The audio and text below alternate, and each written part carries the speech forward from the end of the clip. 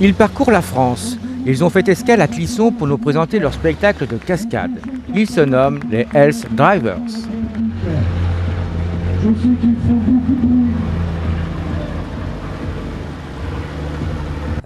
C'est un travail en famille, d'équipe, où nous sommes tous solidaires entre nous. Nous avons aussi la nouvelle génération qui nous donne un petit coup de main, qui commence de 7, 8 et 10 ans. Comment est-ce qu'on devient cascadeur? De père en fils. Leur père, le papa de la famille Durand, a monté ce métier-là et a entraîné ses garçons justement à continuer. Et donc c'est un métier de famille, quoi. On est né cascadeur, je pense, dans le métier forain. Alors, on va parler un petit peu aussi de l'équipe. Alors avec bien sûr, je dirais un très jeune cascadeur. Voilà, Louis-Jean Durand, qui a 10 ans. Il a commencé l'année dernière avec une petite moto. Et là, on a pris un quad d'adultes pour justement qu'il s'entraîne dès le plus jeune âge avec un gros engin par rapport à son gabarit, justement. Il adore ce métier-là, il est né dedans.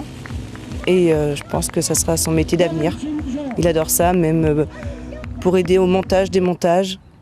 C'est le futur grand patron des cascadeurs. Alors, qu'est-ce qu'on y fait justement dans ce métier cascadeur? Oh, plein de choses. Alors on fait beaucoup de deux roues en Opel Kadett, on a des voitures spécialisées pour le deux roues. Ça s'apprend tout jeune, beaucoup d'expérience, beaucoup de travail. Après il y a différentes façons de faire du deux roues, en rapidité, en lentement. On peut faire après du dérapage entre deux quilles comme vous avez vu hier soir. Là c'est très minutieux comme travail. On a vu quelque chose d'assez extraordinaire, je dirais c'est un gros camion qui fait du deux roues. Voilà, ça c'est un gros camion d'environ de 10 à 12 tonnes. Donc, il y a beaucoup de travail aussi d'équilibre au niveau du patinage, au démarrage. Pareil, avec beaucoup de risques quand la voiture se met en dessous, ça peut à tout moment retomber. Il y a beaucoup de risques dans ce métier-là. Donc il faut être sûr de l'un et de l'autre. Comment vous le travaillez justement ce risque? Avec une confiance, beaucoup de confiance entre l'un et l'autre justement. C'est ça qui permet de faire un bon numéro. S'il n'y a pas de confiance, on ne peut pas avoir du suspense. C'est ce qui fait ce que le public aime justement. Il y a toujours quand même des exercices assez impressionnants comme avec le feu. Oui, il y a déjà la quille humaine, où là justement il faut sauter au bon moment quand la voiture vient taper la quille. Bien sûr bien ratterrir sur ses deux pieds, il y a eu déjà des accidents d'entorse. Et après avec le mur de feu pareil, ça chauffe quand même très très dur lors du passage, quoi. Et c'est pareil là, celui qui est sur la voiture doit avoir confiance aussi au pilote. Alors justement, est-ce qu'il y a un avenir pour une troupe comme vous? Oui, si le métier est bien présenté, il y a un très très grand avenir. Est-ce que vous savez un peu ce que ressentent les gens lorsqu'ils viennent? Beaucoup de suspense. Je pense que tout au long du programme du spectacle, il y a de plus en plus de suspense et justement la touche finale avec les Bigfoot où les gens viennent d'abord pour ça. Alors justement, on parle d'innovation, même si on connaît quand même depuis, surtout notamment les États-Unis, les Bigfoot, alors qu'est-ce que c'est? C'est des gros 4x4 américains montés sur des très très grosses roues qui sont très durs à manipuler. C'est tout un gros ensemble. Les roues sont disloquées à chaque fois, donc il faut très grande manipulation.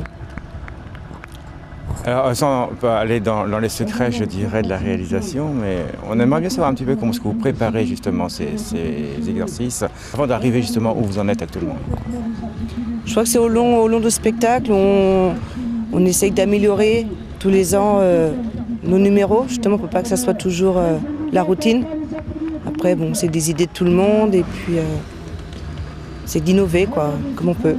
Une chose par contre qu'on a vue qui était très bien, notamment avec les Bigfoot, c'est que vous emmenez du public. Oui, je pense que c'est le remerciement de l'accueil qu'ils nous donnent justement de pouvoir profiter de monter dans les Bigfoot. C'est ce qui est très attendu, les gens viennent prendre des photos avant le spectacle.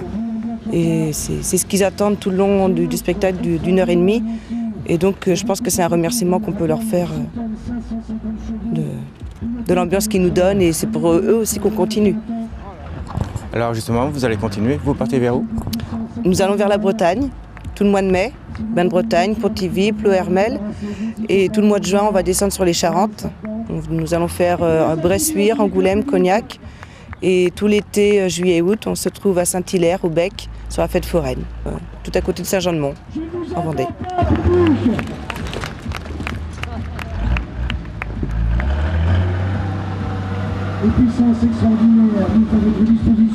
Les Hells Drivers ont fait le plein de spectateurs samedi, dimanche et lundi. Spectacle étonnant qui a ravi petits et grands. Rendez-vous l'année prochaine pour un nouveau spectacle.